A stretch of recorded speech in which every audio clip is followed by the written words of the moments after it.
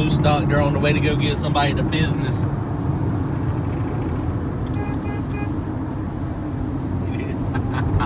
Alright guys, what's up? So over here at Brian's shop, just got over here. UPS was on point on Friday.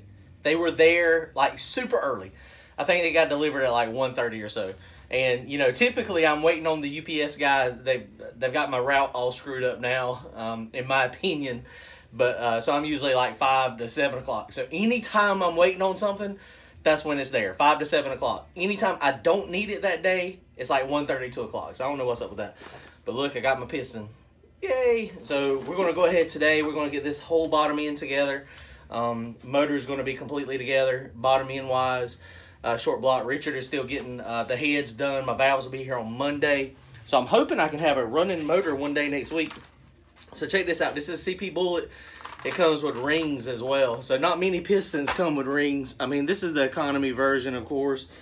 But one thing I want to show y'all, make sure, look at the nice, shiny new piston. One thing to be careful of when you get a new piston, sometimes they don't do, it's not their job. They don't smooth out the edges. So sometimes what you'll have these little edges, and those are potential points for detonation for spark knock. You know, if the edge gets really hot and it starts glowing, then it could light off your air-fuel mixture before the spark plug does. So that's bad. So what I'm going to do is I've got a sand roll, so I'm going to take a sand roll and I'll go down and just hit these edges. We'll smooth those down pretty good, make sure there's no sharp edges, and then that way we don't have any detonation points. And you see this piston it does have a little dome, but this motor does not have much compression. So, you know, a lot of people think I run a lot of compression, but I don't. It's just simply because the stroke is so short. So, you know, it doesn't have any compression. So we had to put the dome in it in order to get some compression up. I think I'm like 9.5 to 1, somewhere up in there. So it's not much at all. So this is a nice CP Bullet piston. Doesn't have a ton of ring land. These are 1.5, 1.5, and 3 millimeters for the top ring, second ring, and an oil ring. But there's only, I think, like 190, 200 thousandths. Upper ring land is what they call it. You know, a lot of custom pistons, when you get a custom piston, it's going to have a lot more than that. And this one, I wish it had a lot more, but it doesn't. It's off-the-shelf piston. But the good thing is I can get the piston for like 93 bucks. So it's pretty easy, and the, you know, turnaround time, it was on the shelf, so it's pretty easy. So that's why I like the, you know, the shelf pistons if I can get them.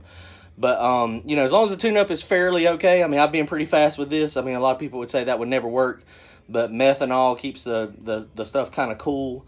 And as long as you're pretty safe with your tune-up, you shouldn't have a problem having a thin ring land. So let me show you what I do with these. Okay, so here's what I use. It's just a little sand roll with a die grinder, side grinder. And I just go through and just barely hit these. But again, it's pretty simple. All you're trying to do is just knock off the rough edges. The sharp edges, I'm sorry, just to make it so it's not quite so pointy. And I'm sure some of the more expensive piston companies probably do. They probably take them a hand burn. I mean, a lot of people might have heartburn taking a brand new piston and grinding on it, but I don't.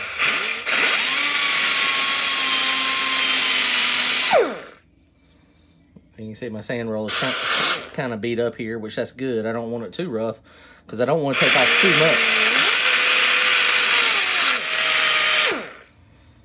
much. And that's all there is to it. Piston prep. And it's pretty difficult to see in the video, but I mean, literally all I did is just go in on these corners and I just smoothed them down just a little bit. Just put a little bit of a radius on them just so they're not quite so sharp. These corners right here, where it gets down to the valve pocket. If this is a 4.165 bore piston. If this piston was, you know, 4.125 or 4.030, then, you know, this would be a lot closer in here. So, you know, that's a point that you have to be really careful of, where the valve pocket meets the outer edge. But these are good. Let's put them in. Well, I guess we need to gap the rings first. All right, guys, and the reason we have so much junk, we refuse to throw anything away. This is my ring setting tool. See, this is the one from the blow up last time. It's even got this nice handy dandy little handle on it. It makes it so that you don't, well, you might get some splinters or something if you're not careful. Some aluminum in your fingers. So you gotta be careful. But anyway, you take this and it's got a ring down there. It's got the second ring on it. and you just push it down in there, and it pushes the ring to the right spot. And so then you know, you could go down in there a little bit deeper if you wanted to, but right there is easy. And so you can see this is one of my holes that does not have a sleeve. And if y'all remember last time, the holes that have sleeves, which is 4 now, they're really tight, and I had to open up the gap on the rings that were too tight. The ones that do not have sleeves, the other 4 that will probably get sleeves soon, hopefully it'll be a choice though, and not because a rod is hung out the side of one again, but that's probably what's going to happen. It just is what it is. But so this one we put down in there, and you can see the ring gap. You always want the second ring, the one down on the bottom, just a little bit wider than the top one. And it's a little deceiving when you look at it on this. That second ring gap is not quite that big. It's about 4 thousandths bigger. So we've got about 35 thousandths on the top ring, which is a little loose. I mean, I was, you know, before I was going for in the high 20s to low 30s, but that much not going to make a difference. And then the one down on the bottom, the second ring, has got almost 40. It's got like 39 to 40. So it's just a little wider. So, and you always want the second ring just a little wider than the top ring, and that way when you get the blow by here, the compression doesn't get stuck in between the second ring and the first ring and make this top ring flutter. So you always want the second ring just a tad wider, and that way it can go ahead and get on by. Second ring is just a primary scraper anyway. It's an oil scraper, so it is what it is. A little bit of lube down there on that rod. All right, so we're going to slide this one in. Already got the old piston off of the rod. The rod is fine. These are nice GRP rods.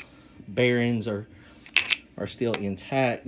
There's a couple little wear marks, but it is not squashed out anywhere, so we're going to slide it back together with these bearings.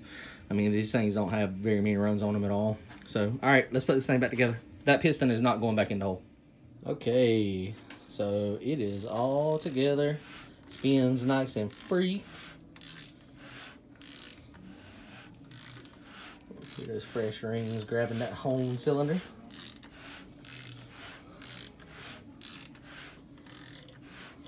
All right, so we're ready. So I'm gonna put the oil pan on it, turn it over. I am missing something though. I ordered it and it will not be here till tomorrow.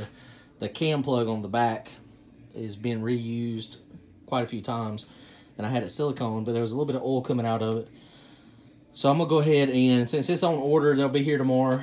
When my valves get here, I'm gonna go ahead and get the oil pan on it, but I'm not gonna drop it in the car tonight. Randy's over here, so I think we're gonna work on Randy's for a little while.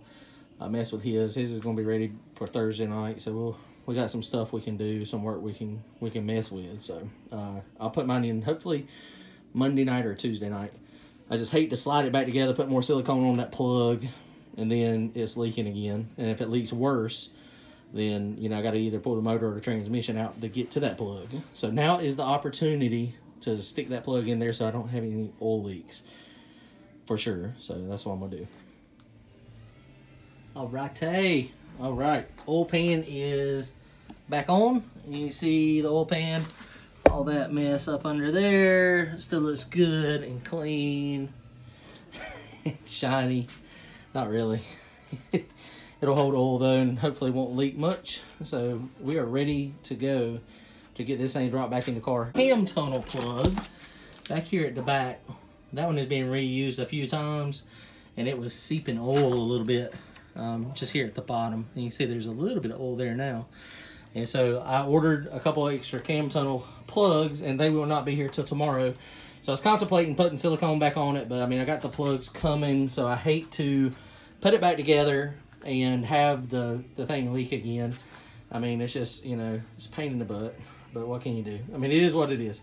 So oil pan's on it. It's ready to go in the car. So tomorrow night we're going to drop it in the car.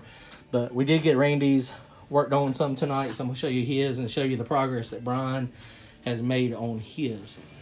All right, check it out. They have busted butt on this thing.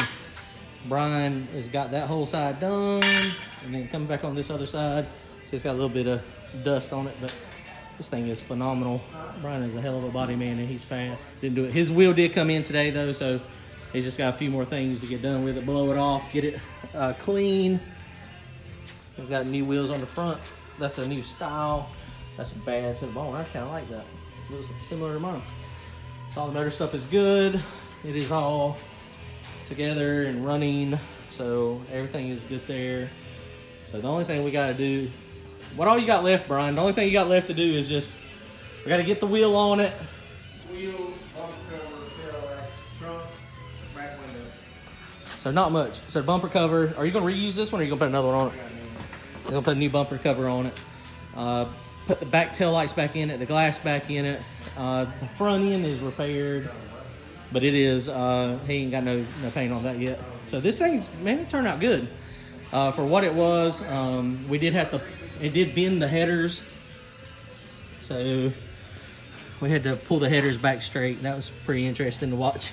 Brian basically, he hooked the car to the lift and then hooked another strap to the headers and heated them up with a torch, and then they just pulled right back out. So it wasn't a big deal. They weren't bending a ton, so they're back out straight. So they're good. So hopefully, you know, hopefully everything's gonna be fine. So we'll see in a few days. We're gonna get back over here next couple days. I'm gonna get mine in tomorrow night, and then probably I think he's gonna finish his tomorrow night, get the wing and everything back on it. So we'll be good to go. So we should have his car running Thursday night. We should be at the track. Hopefully testing is the plan. All right, guys, well, that wraps it up for tonight. Y'all comment, like, and subscribe. Stay tuned. We'll be at the track soon, hopefully making some passes and not tearing stuff up.